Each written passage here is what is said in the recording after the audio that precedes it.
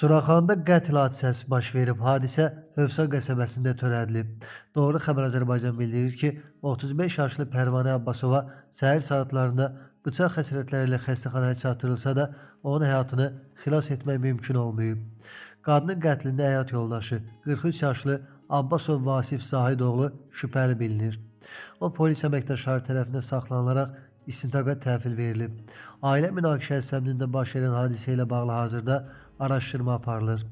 Məlumat üçün qeyd edək ki, 2 uşaq anası Abbasova Hövsan qəsəbəsindəki 118 saylı orta məktəbdə müəllim işləyib.